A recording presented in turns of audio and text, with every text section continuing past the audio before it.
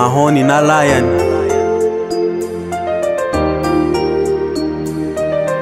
Mukunzi uri mwiza kandi uko uteye ni neza, untera gutekereza uko byasa kose baby gana wakumbuza.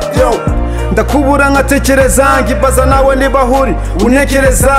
Nukuri twa dukino twari twiza twacaga ku bantu bakavuga ngo dore twatwana, dukundana duhorana kandi duteganya no kuzabana.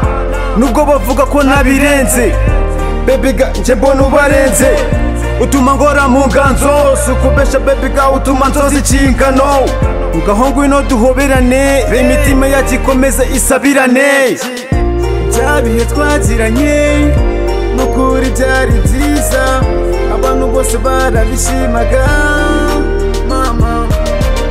Byanguraga ku mutima bikantera kugutekereza mukunzi wacu, mukunzi wacu. Baby va mu Rwagasabo gane mu rwa Lion, ngwino ngufate neza nguha amata n'umugati. Abashaka kudutanya bo tubagaraguza agati kumbera amaraso maze nkumanuriye mu mitsi. Ibuka life twabayemo turi school, tadukino twakinaga twiruka mareturu, ngupasaga pepa twicaranye muri konkuru. None nsigaye nsaba Imana iturinda amapingu, umunsi urageze ngwino dukore marriage. Nkurindira ibirenge shonga aho nyita shoes, nkurindira umubiri wose ndi umunyamideli. Izo retires duteranya ta muri puberi mukobwa mbona nkibagirwa ko ndi Lion. Ngwino nkwibutse rwa rukundo ndyame muri chest, ndi umwami w'ishyamba ndakubona nkamera nk'abandi. Alice nkweretse ko ngukunda wavugiye iki, ngwino nkwereke rwa rukundo rwemera iyo disi.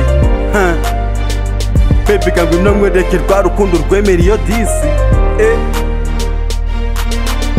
Byabihe twagiranye nukuri byari byiza, abantu bose barabishimaga mama.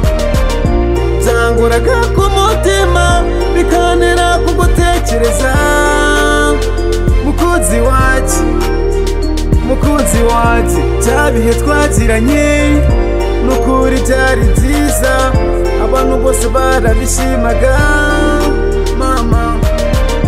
Byanguraga ku mutima bikantera kugutekereza mukunzi wacu, mukunzi wacu.